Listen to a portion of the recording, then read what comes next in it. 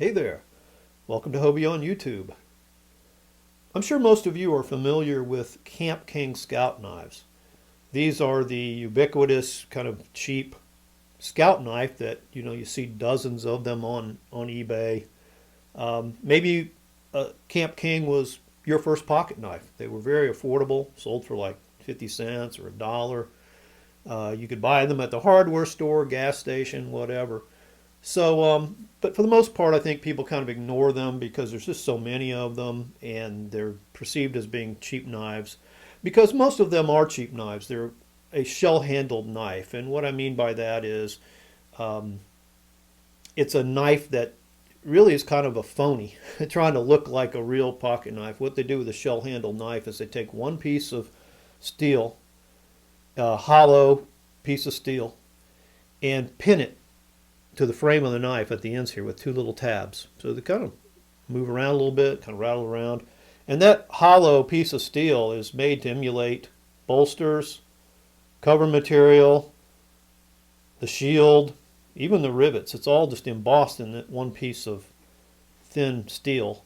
Cover material, usually they'll paint or cover in vinyl or something, an area in black to make it look like it's real jig bone or something. The jigging is embossed in the metal. Again, the badge, the rivets, everything, they're all faux, phony, fake. They all have detachable bails, but on the shell-handled models, the bails even go so far as to put a little phony pin to make it look like a pinned-on bail. So I'm not a big fan of those because of that. They to me seem like they're kind of deceptive. However, the one you're looking at here on the table is special. This is the original Kamp King pocket knife. When they first came out, they built them like a real pocket knife. And so what we're looking at here is a knife that's made traditionally. Solid bolsters. I think they're nickel silver. Could be just steel. You're looking at a solid cover material. I believe that's celluloid. And it's actually pinned on with brass pins.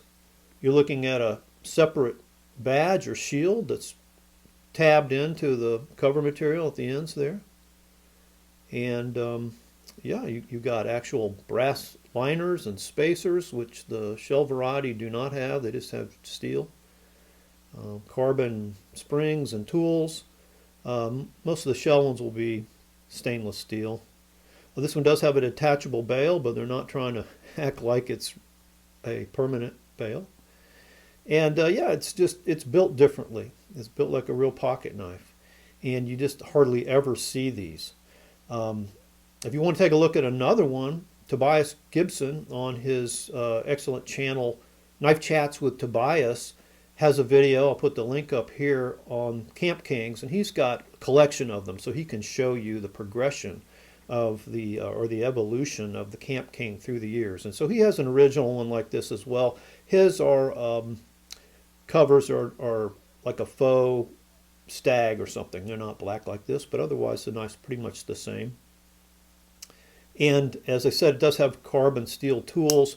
One difference is that the screwdriver cap lifter is on the main blade end, and you'll find the can opener up here on most of the shell-handled Kamp King knives. And so back here you've got the can opener, and it's very different too. It's not the safety can opener that Imperial is so well known for, that they patented in 1945, but it has the old style, sickle style can opener. It's got a little knob here that's pinned on. Then it has an awl,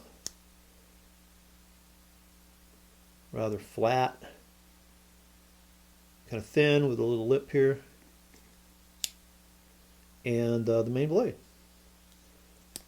Main blade has a long pull, partially swedged, and carries the tank stamp, two-line tank stamp, Imperial on the top line and Prov, Rhode Island on the second line.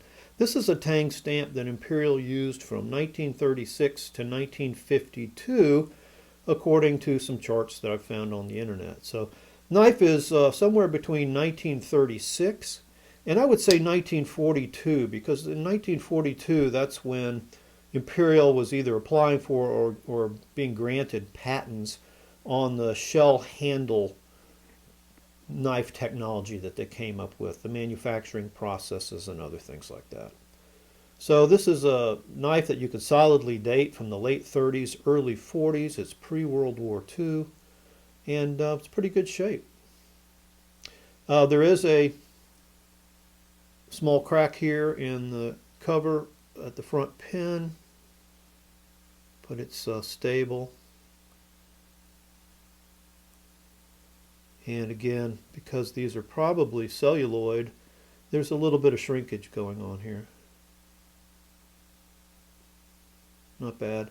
You know, black celluloid, in my experience, tends to be a lot more stable over time than some of the other celluloid colors that they would use, clear or colored ones.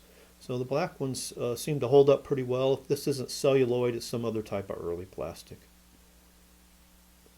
So anyway, you know, when you think about a Kamp King pocket knife, I think most of the time everybody thinks about those shell-handled knives.